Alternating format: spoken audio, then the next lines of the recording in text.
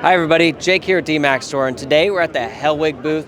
So we're here with Melanie. We're going to ask you a couple questions about the history of Hellwig. How did it get started and how has it evolved? Yeah, so Hellwig has been around since 1946. So we Oh, wow. started a few years ago.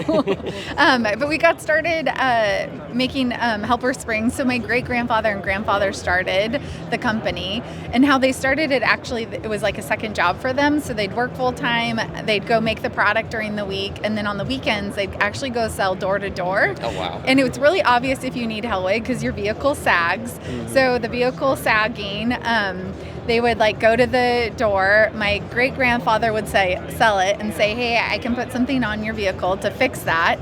My grandpa would lay on his back in the driveway and install it for $7. So that's how we got started. I like to tell that story because we have a very different price point, distribution model, all of that now, and a lot more applications. So back then it was all passenger cars, everything that people were doing, towing, hauling, anything. It was all with passenger cars, but now we have way more cool trucks like what you guys have, right? Yeah, definitely. We've got our 1987 square body truck that we have on a 2006 chassis.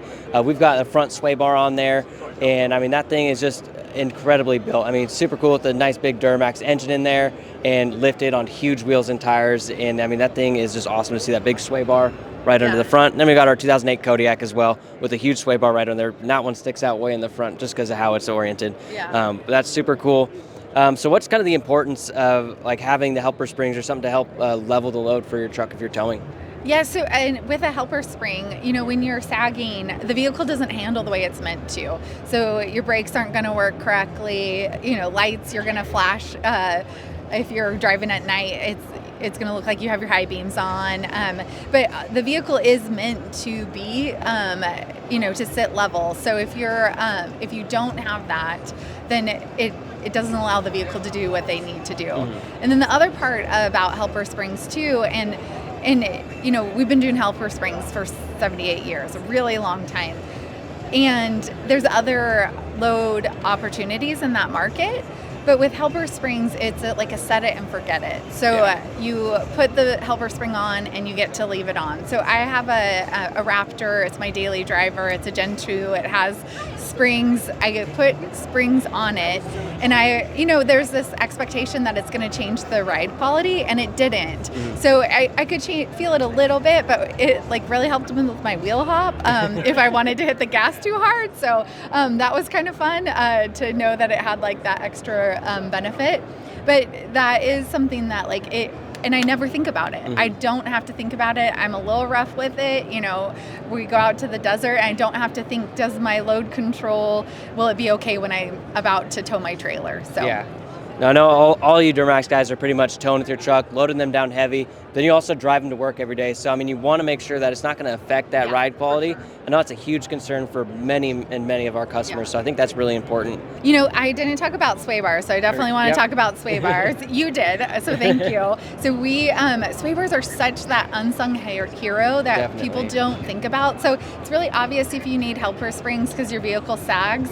But, it's so, I can see it now just going down the road, when the vehicle wants to wobble too much, I'm I want people to know about it. I feel like it's that unsung hero under the chassis. You can take corners faster. It's just safer.